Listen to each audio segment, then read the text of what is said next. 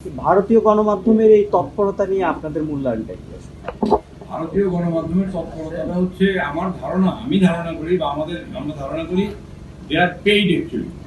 এই যে আওয়ামী লীগ যে চলে গেছে লক্ষ লক্ষ কোটি কোটি টাকা নিয়ে, এদের একটা বড় অংশ ভারতে আশ্রয় নিচ্ছে। বাংলাদেশ সকল ধর্মের লোক শান্তির প্রিয়, হাজার বছরের সম্প্রীতির দেশ বাংলাদেশ, কিন্তু ভারত সরকারের ভ্রান্ত নীতির ফলে আওয়ামী আমলেই সেই শান্তির ধারা বিঘ্ন ঘটে।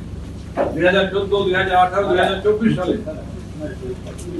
দিল্লি সরকারের আনুকূল্যে আওয়ামী লীগ বিনা ভোটে, রাতের ভোটে অন্ধকার সরকার গঠন করে গণতন্ত্রকে কবরস্থ করেছে। হিন্দুদেরকে তাদের কেনা গোলাম মনে করে ভোগের বস্তু বানিয়েছিল। দেশের কোনো ধর্মের মানুষকে আওয়ামী লীগের আমলে নিরাপদ ছিল না।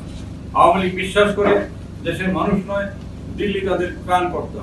ফলে 5ই আগস্ট জনবিপ্লবে শেখ হাসিনাকে পালিয়ে দিল্লি যেতে হয়েছে।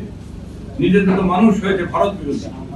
এখনই সময় ঢাকা দিল্লি পারস্পরিক সম্পর্ক সুদৃঢ় করা, পারস্পরিক বিশ্বাস আস্থা গভীর করা। বাংলাদেশের অন্তর্বর্তী সরকারের সে লক্ষ্যই কাজ করছে। সর্বশেষ ভারত সরকার ও মিডিয়ার প্রতি আমাদের আহ্বান, বাংলাদেশের বিরুদ্ধে সকল প্রকার মিথ্যা প্রোপাগান্ডা প্রচার হতে ভারতের মিডিয়া এবং ধর্মান্ত রাজনীতির গোষ্ঠীকে বিরত রাখতে হবে। কোন ধর্ম, বর্ণ, জাতি গোষ্ঠীর ভিত্তিতে নয়, প্রতিবেশী দেশের মানুষের সাথে সম্পর্কের ভিত্তি হবে মানবতা। বাংলাদেশ ভারত উভয়কে স্বাধীন সার্বভৌম দেশ।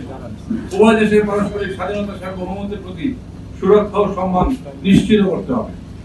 বাংলাদেশের কোন নির্দিষ্ট দলের বা মতের প্রতি অযৌক্তিক আনুকূল্য প্রদর্শন হতে ভারত সরকারকে বিরত থাকতে হবে। বাংলাদেশের জনগণের সম্প্রীতি বিনষ্টের লক্ষ্যে ভারতীয় সাম্প্রদায়িক উগ্রবাদীদের সকল অপকৌশল বন্ধ করতে হবে। সারা দেশে হিন্দু যারা আছে তারা অন্যান্য দেশবাসী যেরকম আছে সেরকমই আছে, স্পেশাল কোনো খারাপ অবস্থায় নেই, আমরা এটা মনে করি। অন্যান্য বিশেষ করে সংখ্যাগুরু জনগোষ্ঠী মুসলমানদের যে অবস্থা, হিন্দুদের অবস্থা তার থেকে বাড়তি কিছু নয়। হিন্দুরা মনে মনে ধরে নেয় যে আমরা যেহেতু ধর্মীয়ভাবে সংখ্যালঘু, বোধহয় আমরা একটু অসুবিধা করতে পারি।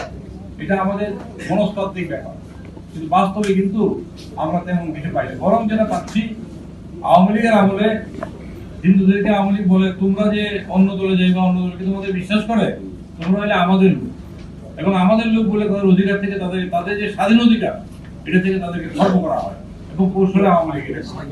আর অন্যেরাও মনে করে যে হিন্দুরা বোধহয় আওয়ামী লীগেরই ভোট দেয়, এবং হিন্দুরা যে একেবারে দেয় না তা বলবো না, তারাও ভোট আওয়ামী লীগকে তুলনামূলকভাবে বেশি ভোট দেয়, কিন্তু ফলাফল হয় উল্টোটা। কি হয়?